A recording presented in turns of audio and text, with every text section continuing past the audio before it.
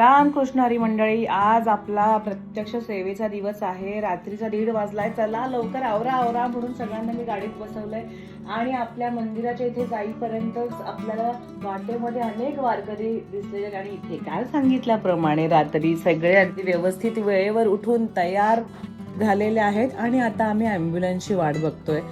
Tempo तर आपला रात्रीच भरून ठेवलेला होता सगळ्या सामानाने. आता औषधं आपण वरती आणतोय, कारण एका ॲम्ब्युलन्समध्ये सगळ्या औषधांचा साठा जाणार आहे. हे मी तुम्हाला आधीच्या व्हिडिओमध्ये सांगितलेलं आहेच. तर ही सगळी औषधं आता वरती आलेली आहेत आणि आपली ॲम्ब्युलन्स आलेली आहे आणि त्यामध्ये सगळी औषधं आपण भरतोय. खरं तर ही ॲम्ब्युलन्स आपल्याला दुसरी मिळत नव्हती. नेहमीची आपली यावर्षी आधीच कोणीतरी बुक केलेली होती.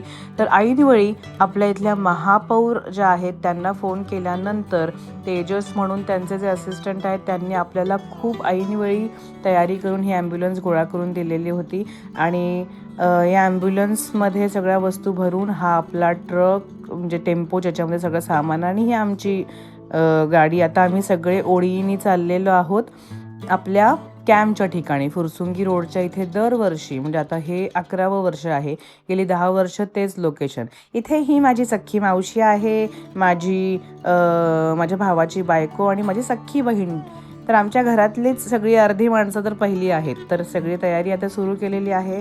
हे फाउंडेशनमधले सगळे आपले सेवेकरी सहकारी तिथे तयारी करत आहेत. तर आमचं चाललं की कशा पद्धतीने सगळा सेटअप करायचा, कारण आता मध्ये ब्रिजचं काम झाल्यामुळे यावेळी रस्त्याचा आकार बदललेला आहे. आपल्याला थोडी जागा यावर्षी कमी आहे, त्यामुळे तेवढ्या जागेत कसं बसवायचं त्याची तयारी सुरू होती. आणि व्यवस्थित आपण ॲम्ब्युलन्स एका बाजूला उभी करून मध्ये प्रॉपर हे सगळे टेंट्स लावून घेतले. यावेळी जरा लांब मोठा टेंट मागवला होता जेणेकरून मसाजसाठी आणि सगळ्यासाठी बसता यावं. आणि ते वरतीपर्यंत हाच पोहोचत नाही आहे आमच्याकडे शिडी नव्हती म्हणून आमचा बाटलू देवाच्या खांद्यावर उभं राहून वरती त्यांनी टेंटचं काम केलेलं आहे. सो ही सगळी मेहनत पहाटे 3 वाजताची आहे.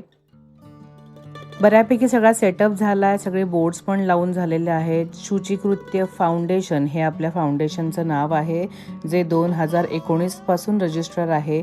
मेडिकल कॅम्प आपला आहे इथे, त्यामुळे त्याचा पण एक वेगळा बोर्ड आहे. आणि या आमच्या डॉक्टर्स चेतना आणि त्या डॉक्टरांचं पूर्ण टीम आहे, जी आपल्याला शिंदे डॉक्टर जे आहेत त्यांच्याकडून दरवर्षी येतात आणि अगदी मनापासून सेवा करतात. तर आतमध्ये सुद्धा जिथे आपण चहा वाटप, चहा बनवणं, खिचडी बनवणं ह्या सगळ्या गोष्टी करतो त्याच्यासाठी पण आपण एक व्यवस्थित टेंट लावून घेतला आहे, कारण जेणेकरून ऊन पाऊस दिवसातून जे काही येतं त्यापासून प्रोटेक्शन गॅसचं वगैरे. आणि कुठलीही गोष्ट आपण पूजा केल्याशिवाय करतच नाही, त्यामुळे बाप्पा आणि आपल्या इतर सगळ्या वस्तू ज्या आणल्या होत्या त्या आणि आपल्या देवांच्या फोटोची व्यवस्थित पूजा केली. आमचा हा देवांग जो आहे, आम्ही सगळे गुरुजीच ब्राह्मण भटजी, त्यामुळे व्यवस्थित पूजा करून घेतोच. त्याच्यानंतर गॅस पेटवण्याआधी गॅसची पण पूजा करतो आपण, शेगडीची. तर शेगडीमध्ये पण व्यवस्थित हळद कुंकू फुलं वगैरे घालून पूजा केलेली आहे. घरीसुद्धा खरं आपण रोज शेगडीची पूजा करूनच जेवणाला किंवा गॅस चालू करावा असं म्हणतात, जे मी करते. तर इथे पण आपण त्या गोष्टी केलेल्या आहेत. आणि चहा बनवण्यासाठी सगळ्यात आधी दूध गरम केलेलं आहे. ही माझी मावशी, हे काका आहेत आपले, ते काका आणि मावशी दरवेळी हे चहा बनवतात, जो सगळ्यांना फार आवडतो. चहा बनेपर्यंत आम्ही सगळ्यांना लाडू वगैरे या गोष्टींचं वाटप करतो, कारण कसं आहे, नेहमी पुण्यातून जेव्हा वारी निघते ना, तो एकादशीचा दिवस असतो. त्यामुळे ह्या सगळ्यांचे उपवास असतात सगळे वारकरी, त्यामुळे त्यांना सकाळी सकाळी जाताना एनर्जी मिळावी म्हणून सकाळपासूनच आपलं लगेचच वाटप सुरू होतं. हे सगळं सुरू असताना मध्ये सगळ्या वारकऱ्यांमधल्या काही माऊली छान टिळे लावत असतात आणि मस्त कपाळी टिळा लावून थोडंसं आणखीन आपल्याला आध्यात्मिक वाटतं आणि छान वाटतं हे सगळं लावायला. त्यामुळं मग ते पण काय आपल्या इथे सगळ्यांनी लावून घेतलेलं आहे. त्या माऊलींचे आशीर्वाद घेतले आणि ही सगळी सेटअप करून थोडासा उजेड पडायची आम्ही वाट बघत होतो, कारण औषधं वगैरे देण्यासाठी थोडासा लाईट असणं गरजेचं आहे. पण तोपर्यंत चहा वाटप आणि या सगळ्या गोष्टी सुरू झाल्या होत्या. मग त्यानंतर सगळीजणं मसाजला बसली. काही लोक, आता आपल्याकडे कसं आयोडेक्सने मसाज होतो, त्यांनी आग दिवसभर भगभगत राहतात हात, त्यांना थोडीशी भगभग आणि ऊब मिळाल्यामुळे त्यांना घाट चढून जायला सोपं होतं. म्हणून कंटिन्युअसली सगळ्या नियमांचं पालन करून, कारण ही आरोग्य सेवा असल्यामुळे हातामध्ये ग्लव्ज आणि मास्क वगैरे सगळं घालून त्यांची सेवा आपण करत असतो. खरं तर माऊलीच्या कृपेनेच हे सगळे विचार मनात येत असतात आणि माऊली हे सगळं करून घेतात. हेच आमच्या सगळ्यांचं मत आहे, म्हणणं आहे. आणि होईल तेवढी निस्वार्थ सेवा माणसाने करत राहावं म्हणून इथे या सगळ्या गोष्टी चालतात. आता जर तुम्ही बघितलं असेल तर इथे आपल्याकडे काय काय होतं, तर पूर्वतयारीमध्ये तुम्हाला अंदाज आला असेलच, पण एकदम गरमागरम चहा वाटप चालू आहे. म्हणजे सकाळी सकाळी थंडीमुळे वरती चढताना पाऊस असतो, सर्दी खोकले असतात, बरंच गोष्ट आहे. त्यामुळे गरम गरम चहा प्यायल्यामुळे थोडीशी तरतरी येते. त्यामुळे चहा चालू आहे. औषधं डॉक्टर सगळे तपासून देत आहेत. त्यांना काही लागलं असेल तर त्यांना ड्रेसिंग करणं आहे, काय आजार आहे त्याच्यावरती त्यांना औषध देणं आहे. आता त्यात मध्ये मध्ये तुम्हाला वाटेल ही कुठे फिरते म्हणून, पण काय आहे, काही वस्तू संपल्या की इकडून तिकडून शोधून आणाव्या लागतात. आणि यावेळी आमच्याकडे नेहमीची जी 5-6 मुलं आहेत ती जराशी बाहेर गेल्यामुळे ती नव्हती. त्यामुळे आम्ही हे सगळे औषध गोळ्या इकडे तिकडे 4-4 किलोमीटर चालत जाऊन घेऊन आलो. त्यानिमित्ताने वारीबरोबर चालायची पण संधी मिळाली. कारण ह्या गोष्टी संपल्या होत्या, त्यामुळे डॉक्टरांची कामं तिथे थांबली होती. म्हणून आम्ही आहे त्या अवस्थेत जाऊन घेऊन आलो. आणि इथे छानपैकी अनेक वेगवेगळ्या पालख्या जात होत्या. त्या पालख्यांमधून आपल्याला छान त्यांचं दर्शन होत होतं आणि अनेक वारकऱ्यांची सेवा करायची संधीसुद्धा मिळत होती. म्हणजे सकाळी सकाळी आम्ही जवळपास 2:30-3 वाजल्यापासून आत्ता जवळपास 12-1 वाजत आले असतील, तोपर्यंत इतके लोक येत आहेत जात आहेत, माणसं संपतच नाही आहेत. मग आता दुपारच्या जेवणाची वेळ होणार म्हणून आता आपल्याकडे खिचडी बनवायचं काम चालू आहे. खिचडी म्हणजे कसं, जसं मी म्हणाले की त्यांचे उपवास असतात, त्यामुळे दुपारी या ठिकाणी ठरलेले वारकरी येतात, जेणेकरून त्यांची सगळे खाण्यापिण्याची व्यवस्था आपल्याकडे होते. वारीमध्ये अनेकांना पिरियड्सचे वगैरे पण प्रॉब्लेम्स असतात, त्यामुळे काही बायकांबरोबर आपण पॅड्स पण पाठवतो, जेणेकरून त्यांच्या दिंडीमधल्या लोकांना मदत होईल. आणि हे सगळं करत असताना आपले हे सगळे लाडके प्रेक्षक, मालिका बघणारे ते सुद्धा येतात. तुम्हाला तर माहितीच आहे की प्रेक्षक वर्ग हा एक आपल्या कुटुंबाचाच भाग आहे. मग ते मध्ये मध्ये फोटोज काढायला येतात, भेटायला येतात, गप्पा मारायला येतात, आपल्या पूर्ण वारीमध्ये चालू असलेल्या सेवेबद्दल माहिती घेतात. आणि हे सगळं त्यांचं प्रेम आहे, ज्याच्यामुळे आपण झालेल्या सगळ्या अडचणींमधून येतो. आता हे सगळे किती वर्षाचे आजोबा आहेत बघा हे, की त्यांना अक्षरशः उठता बसता येते. अशा अवस्थेत जी व्यक्ती उत्साहाने चालत जाते, अशा वेळी काय आपल्या पायाच्या दुखण्याचा आपण विचार करायचा सांगा. आणि छान ह्या सगळ्या माझ्या मैत्रिणींनी, कुटुंबांनी सगळ्यांनी छान सेवा केली. हे विशालदादा आहेत, हे खास सोलापूरवरून रात्रीत आलेले आहेत बरं का सेवेसाठी. आणि त्यांनी सुद्धा सेवेचा लाभ घेतला आहे. अगदी आनंदाने मनापासून सेवा केलेली आहे. आणि सगळीकडे आपण चहा वगैरे वाटप सुरू केले. मध्ये मध्ये त्यांना एनर्जी मिळावी म्हणून शेंगदाण्याच्या राजगिऱ्याच्या चिक्की आहेत. ही आपली मुंबईहूनच आलेली आपली एक मैत्रीण आहे, जी BJP युवा सांस्कृतिक मंडळाची हेड आहे. तिने ह्या सगळ्या राजगिरा लाडू वगैरे चिक्कीची व्यवस्था केलेली होती. आता त्यांच्या उपवासामध्ये आपण लाडू दिले. इथे एक मावशी आलं तर त्यांच्या पायामध्ये चालून चालून पू भरला होता. तर डॉक्टर व्यवस्थित तो पू बाहेर काढतायत. ते काढताना त्यांना जरा दुखत होतो. मग ते काढून झाल्यावर व्यवस्थित आपण त्यांना पाठवलं आहे. आणि मगाशी आपण जी खिचडी वगैरे बनवलेली होती, तर त्या खिचडीचा लाभ घेताना हे सगळे आपले वारकरी आहेत. तर ती व्यवस्था पण आपल्या इथे छान केलेली असते दरवर्षी. आणि हे केळीचं वाटप चालू आहे. ते चालू असतानाच आपल्याला समोर अनेक वारकऱ्यांची दिंडी जाताना दिसते, त्यांचं दर्शन होताना दिसतंय. आणि जरासं ऊन वाटलं की कुणाला चहा प्यावासा वाटत नाही, थोडंसं गरमी होते ना, मग आपण दुपारी सरबत वाटतो.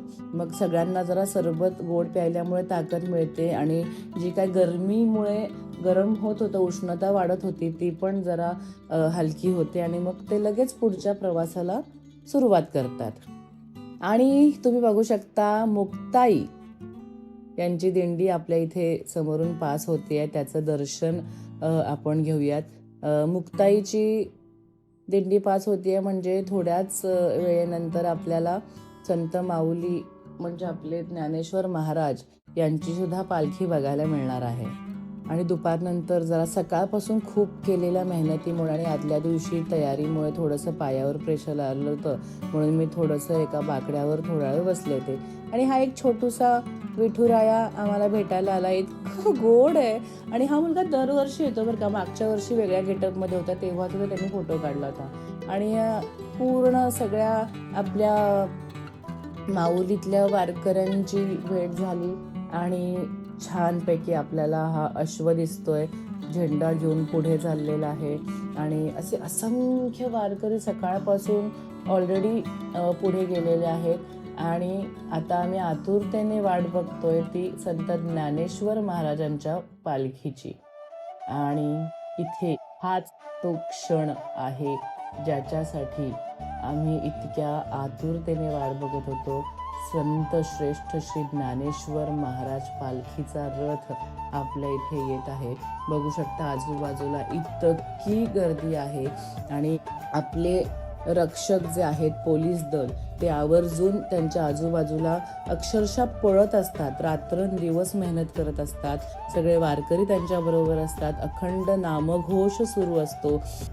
आणि ह्या सगळ्या उत्साहाच्या वातावरणात ही पालखी पुढे पास होतीये. पादुकांचं दर्शन तुम्ही घेऊ शकता. आणि या क्षणाकरता आतुरतेने वाट बघत असतो आम्ही. आणि याची देही याची डोळा एक अविस्मरणीय असा क्षण आणि दर्शन आपल्याला इथे घडलेलं आहे. आणि वास ज्याच्यासाठी केला होता अट्टहास असा क्षण डोळे भरून बघितला. आणि त्यानंतर मग सगळ्या गोष्टींची जुळवाजुळव जी केली होती ती परत पॅक करत होतो. आणि आमचे जे विशाल दादा जे मी म्हणाले की जे सोलापूरहून आले होते ते टेंट बंद करताना त्याच्यामध्ये अडकले आणि तसेच टेंट बरोबर झोपले. आता ही मुलं त्यांना बाहेर काढतात बघा. म्हणजे अशा गमती जमती पण होत असतात.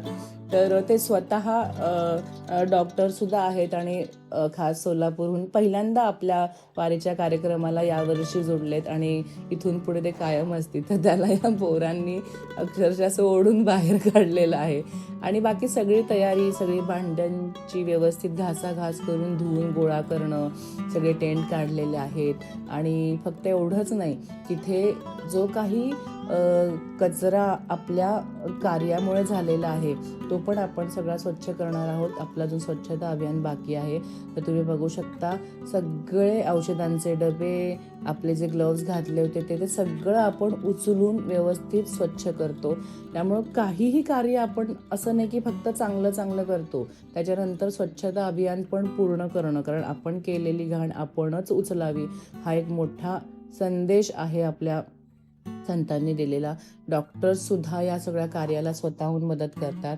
आणि हे सगळे जे काही कचऱ्याची पोती आहे ती आम्ही एके ठिकाणी गोळा करतो आणि मग ते शासनाच्या गाड्या उचलून घेऊन जातात.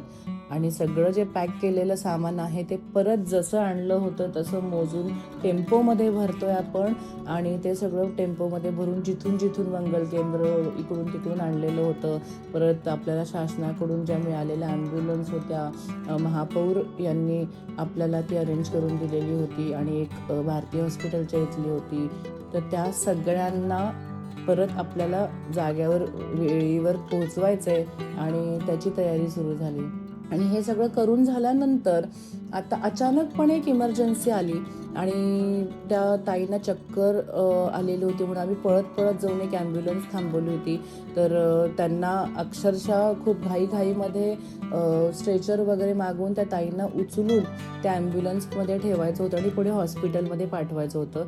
तर ॲम्ब्युलन्समधून स्ट्रेचर आणलेलं आहे आणि त्या ताईंना आता बसता येत नव्हतं. म्हणून आम्ही असं ठरवलं की आपण सगळ्यांनी स्ट्रेचरची चाकं घट्ट पकडून ठेवूयात. इकडची जी माणसं आहेत ती स्ट्रेचरवर ठेवते. आणि तेवढ्यात सगळ्या डॉक्टरांनी हाताची साखळी केली आणि ॲम्ब्युलन्ससाठी जागा केली. आणि सगळ्या वारकऱ्यांनी सुद्धा परिस्थितीचं गांभीर्य लक्षात घेऊन ॲम्ब्युलन्ससाठी जागा ठेवली आणि बाजूनी सगळे गेले. मग आम्ही ते स्ट्रेचर उचलून गाडीमध्ये ठेवलं आणि त्यांना पुढच्याच चौकात एका हॉस्पिटलमध्ये पाठवलेलं होतं.